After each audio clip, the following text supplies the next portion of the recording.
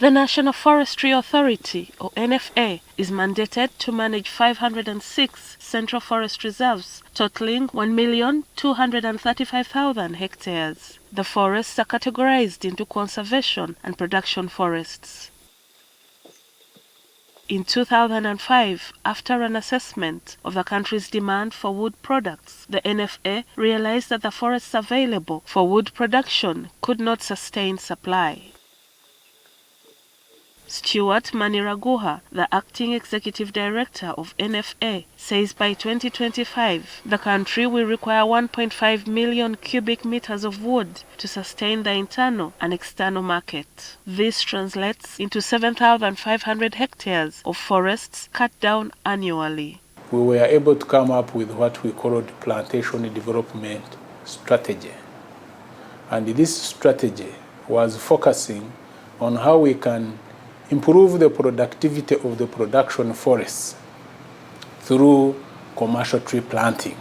NFA marked 250,000 hectares of the production forests for the plantation development strategy. Of these, 200,000 hectares were licensed to the private sector, while 50,000 were gazetted for government investment. You used to hear of harvesting in forest reserves of mahoganies, muvules, musizis. Those were being extracted from the production forests. But because they grow slow, their replacement capacity was not as fast as the requirement by the population.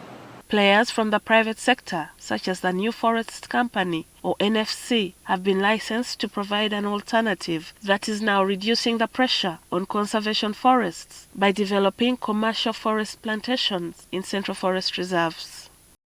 The NFC has 3 forest plantations: Luwunga Forest, planted around Luwunga Central Forest Reserve in Chiboga District; Namwasa Forest, planted around Namwasa Central Forest Reserve in Mityana and Mubende districts; and Kirinya Forest, leased from a private landowner in Bujiri District. The company opened its Ugandan operations in 2005. Jeffat Jehama, the company's forestry manager, says the central forest reserves are left untouched so that they can regenerate naturally. So we have got a commercial side where we are planting trees, and then we have got a conservation side where we are conserving the nature, the natural environment. We make sure that the animals, fauna and flora is there. Timber production must ensure a balance between the economic benefits and the environmental services of forests. We are on the shores of Lake Victoria. So the areas that are not planted, part of them, these are seasonal and permanent wetlands. So it's very important that we manage them for purposes of keeping the integrity of Lake Victoria, our Lake Victoria. The eucalyptus planted is of the pure grandis species, which, with Uganda's tropical climate, grows quickly. The pine planted is of the Caribbean pine species. Because of their dense wood, eucalyptus and pine trees are efficient in capturing carbon dioxide and storing it in their biomass, making them valuable in combating climate change.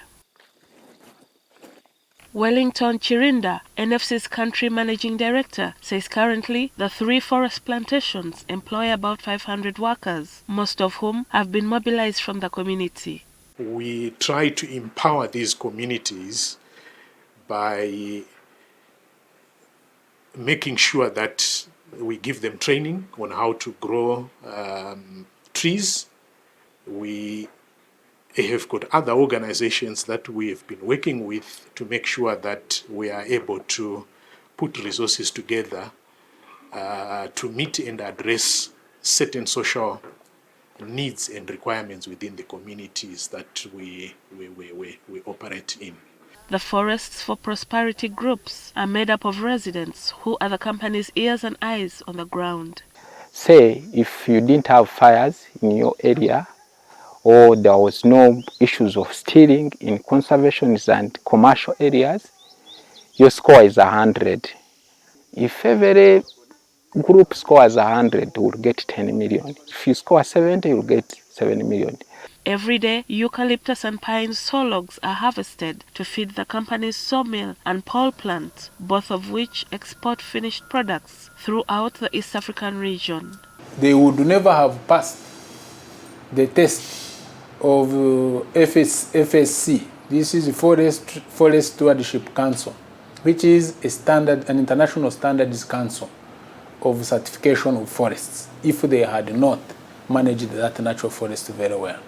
Maniraguha says improving Uganda's forest cover is not the sole responsibility of the NFA.